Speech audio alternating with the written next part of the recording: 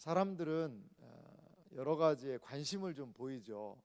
근데 보면은요, 겉과 속, 위와 아래, 그리고 뭐 앞과 뒤, 이런 부분들을 본다면 사람들의 관심은 좀 어디에 있을까요? 속보다는 좀 겉에 관심이 많지 않겠나, 이런 생각도 들고요. 그리고 뭐 위와 아래, 사람들은 높은 것을 좋아하니까요, 위에 관심이 많겠죠. 앞과 뒤, 뭐 이거는 뭐꼭 무엇을 더 좋아한다라기보다도 앞에서 하는 말이 다르고 뒤에서 하는 말이 다르기도 하고, 이게 참 아리송하고 이 세상 사는 것이 참 쉽지가 않습니다. 사람들은 하나님이라는 분을 인식하지만, 아유, 하나님 무서우니까 그렇게 행동하면 안 된다. 다른 말로 하면, 아이고, 하늘 무서운데 그렇게 행동하면 안 된다 라는 말보다는 당장 눈앞에 있는 사람을 더 의식하게 되어 있습니다. 어떤 신문 기사를 본 적이 있는데요, 뭐 요즘에 유튜브 하는 사람들이 많잖아요. 그래서 생방송으로 그 식당에 가서 음식 품평하면서 자기가 이렇게 혼자 막 먹었나 봐요. 근데 이분이 자리를 비운 사이에 그 유튜버에 대해서 그 식당에 일하시는 분들이 막 뭐라고 그런 거 얘기를 했나 봐요. 근데 그 뭐라고 한 내용이 그 켜놓은 그 생방송 거기에 다 나가버린 거예요. 그래가지고 뭐 이분이 그걸 알고 뭐 나중에 이야기하는 그 내용도 들어봤습니다. 앞에서 하는 거하고 뒤에서 하는 거하고 다른 거죠. 여러분, 우리는 이 땅을 살아갈 때 참 겉을 치장하고 겉모습을 신경 쓰는 그런 상황이 참 많습니다. 왜냐하면 그게 드러난 부분이잖아요. 근데 사람이 안 본다 그러면 막 속에 있는 게 막 나와요. 막 나와요. 그러다가 그거를 찍는지도 모르고 얘기했다가 봉변을 당하고, 원래는 겉하고 속이 똑같은 거죠. 똑같아야 되는데 사람들이 이 겉을 너무나도 잘 포장을 한다는 거죠. 예수님도 그거 책망 많이 하셨거든요. 예수님은 어떻게 얘기하셨냐면, 이 바리새인들에 대해서 이 회칠한 무덤들아, 아주 무서운 얘기를 하셨어요. 회칠한 무덤. 무덤을 이제 이스라엘 사람들은 부정한 걸 만지면, 시체나 이런 것들을 만지면 부정해지니까 무덤에다가 석회를 싹 발라서 깨끗하게 표시이기도 하고, 그냥 우리식으로 얘기하면 미장을 다 잘해놓은 거죠. 깔끔하게 말이죠. 하지만 깔끔하게 회칠이 되어 있다고 그래서 그게 깨끗하냐? 그 속에는 온갖 뼈 썩은 거, 시체, 그게 있다라고 예수님 많이 말씀하셨습니다. 그리고 예수님이 항상 관심을 두고 말씀하신 것은, 이 속에는 더러운 것들이 가득하다. 이 겉만 보고 판단하지 말아라. 내면의 아름다움을 추구하라 라고 이야기합니다. 이 사회와 역행되는 부분인 것 같아요. 이 사회는 속은 썩었고 속에는 어떤 생각이 있는지 몰라도 겉만 잘생기면, 겉만 번지를 하면 그러면 된다라는 그러한 가치관이 팽배해 있죠.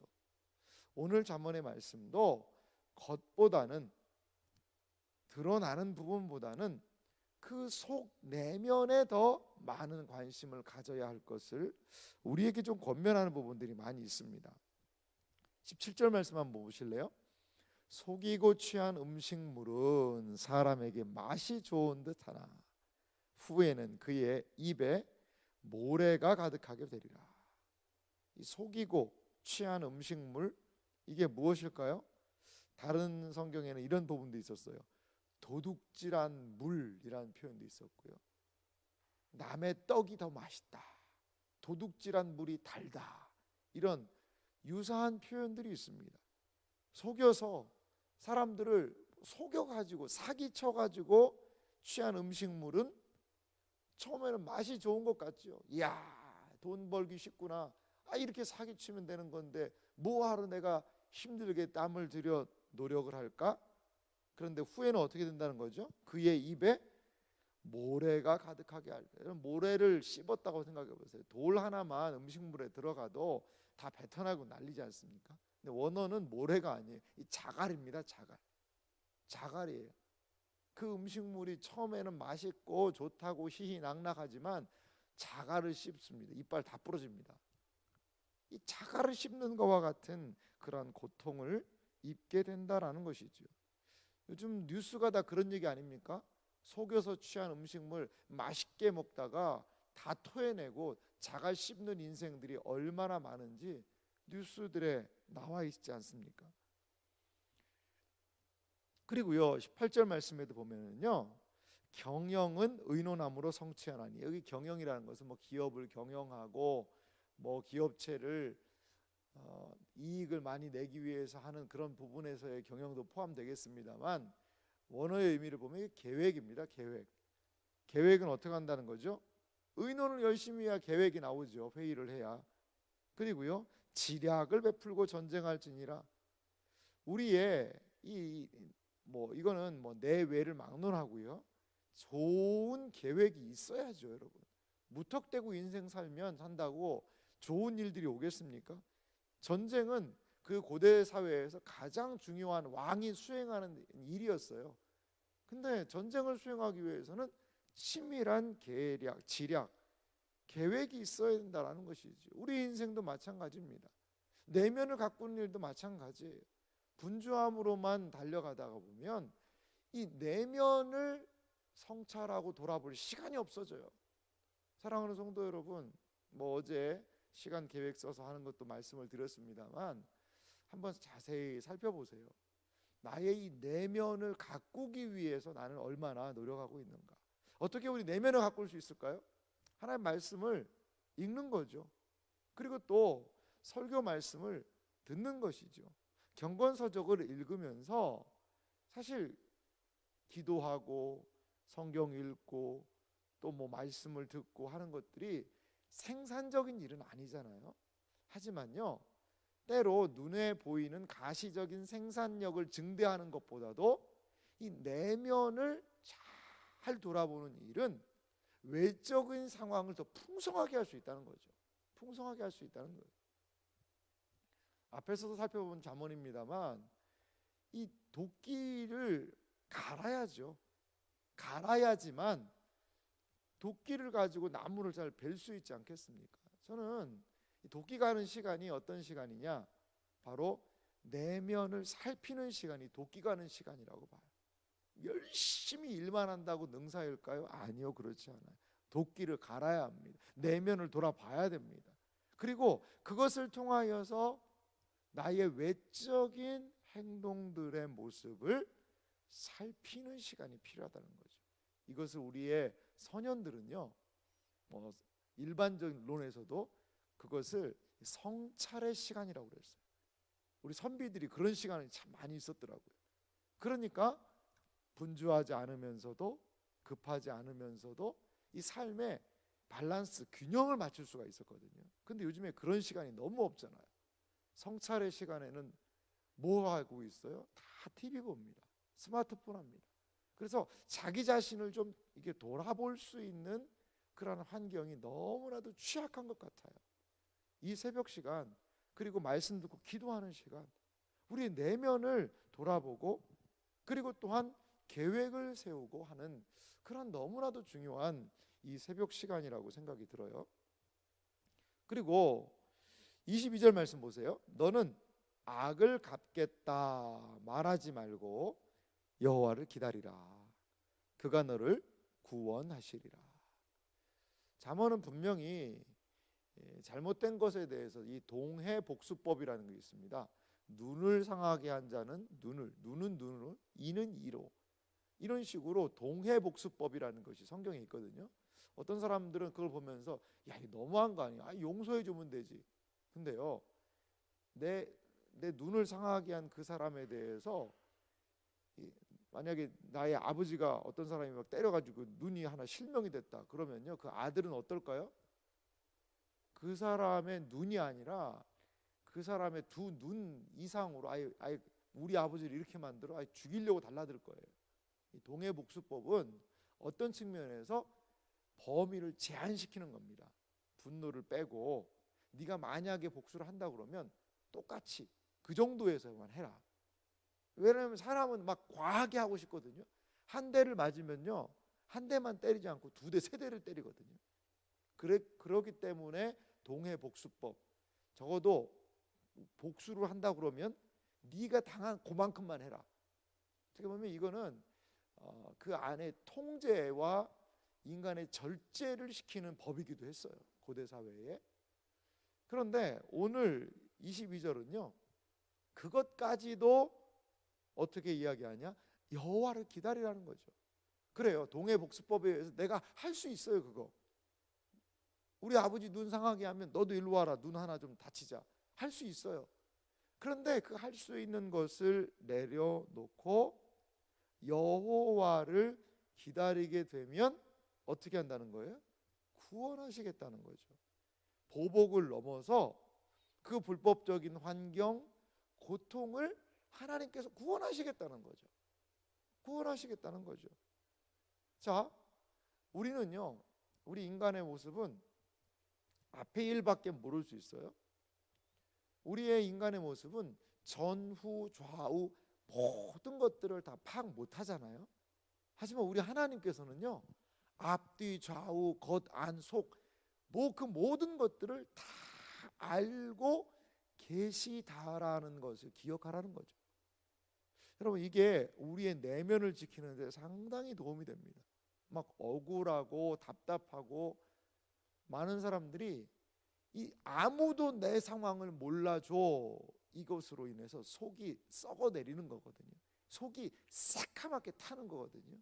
근데 오늘 성경은요, 하나님은 알고 계셔, 하나님이 아신다 라고 이렇게 말씀하고 있다라는 거죠.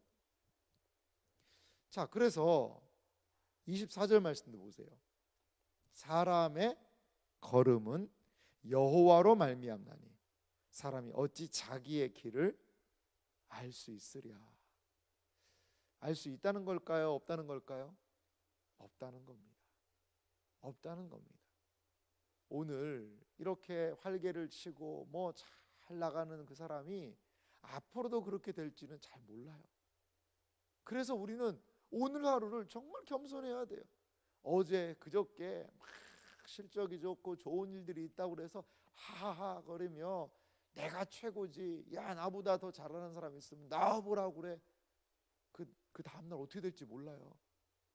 그 예전에 했던 것들의 불법이 다 드러나가지고 그 다음날 쇠고랑 찰 수도 있어요. 사람의 걸음, 그것은 우리는 그 자기의 길을 잘 모른다는 거죠.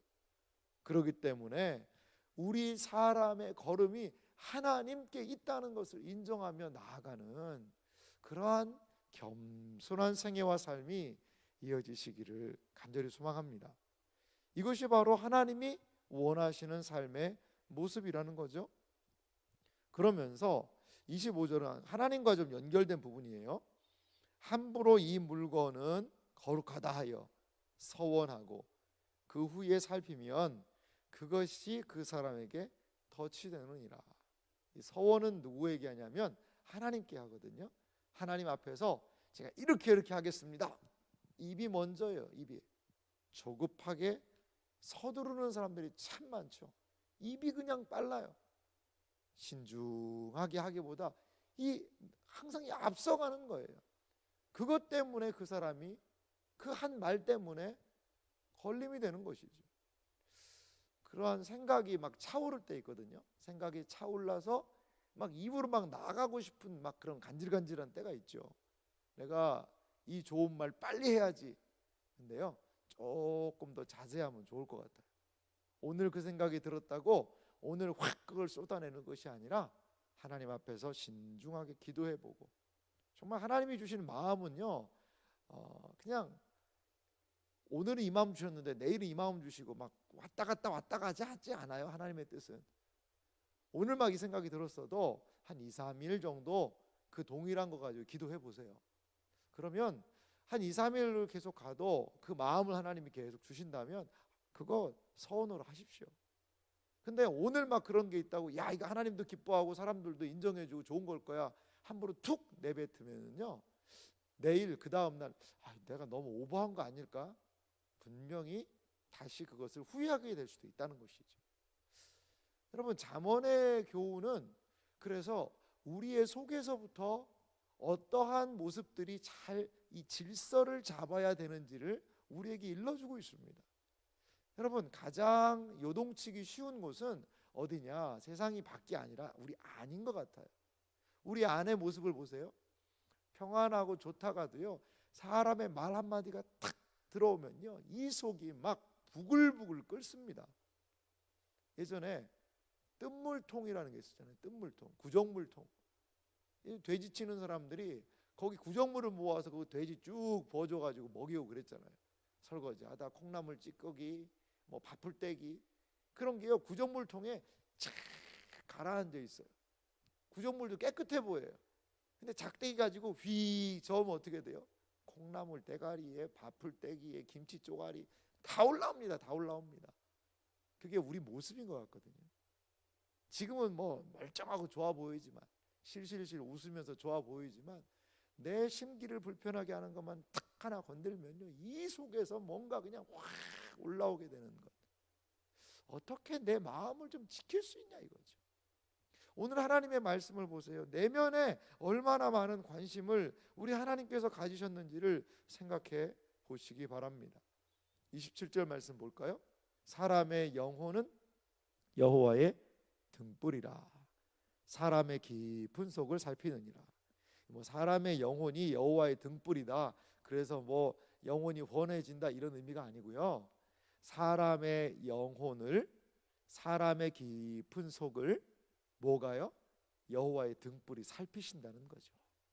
그러니까 내가 속에서 욕심, 속에서 욕망, 교만, 자랑, 음탕한 생각들, 이런 것들을 하면서 혼자 히덕거리고 즐기지 말라는 거예요. 누가 알아? 하나님이 아시죠. 어떻게 해요? 하나님이 등불을 비춰서 사랑하는 아들아, 사랑하는 딸아, 네 마음이 너무나도 음흉하구나.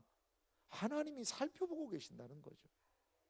하나님께서 우리의 마음을 늘 불꽃 같은 눈으로 살펴보고 계시다는 것을 염두하면서 살라는 겁니다. 사랑하는 성도 여러분, 그렇습니다. 이 잠언의 말씀이 우리에게 지켜질 수 있다면 얼마나 복될까요? 이렇게 내면을 잘 지킨 자들의 모습을 29절은 말합니다.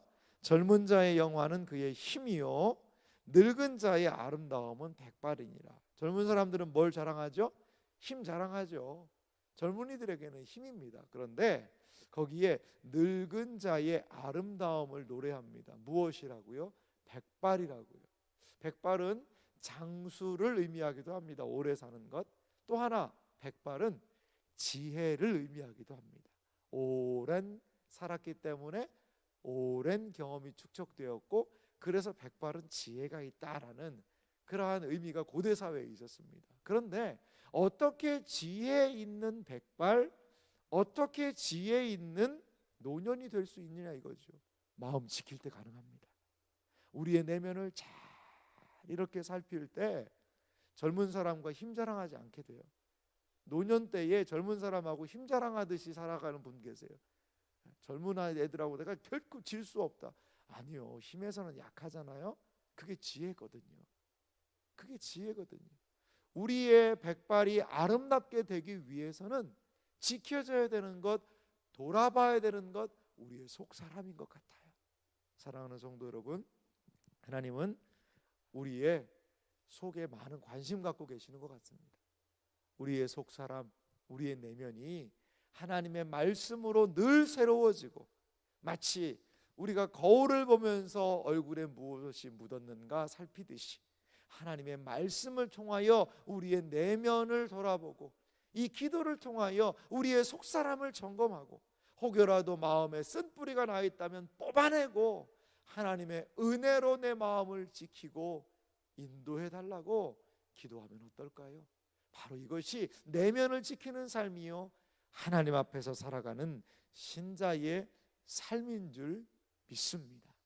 지켜진 내면, 지켜진 속사람, 그것을 가지고 이 세상을 하나님 보시기에 온전히 살아나가시는 은혜가 있으시기를 주님의 이름으로 축원합니다.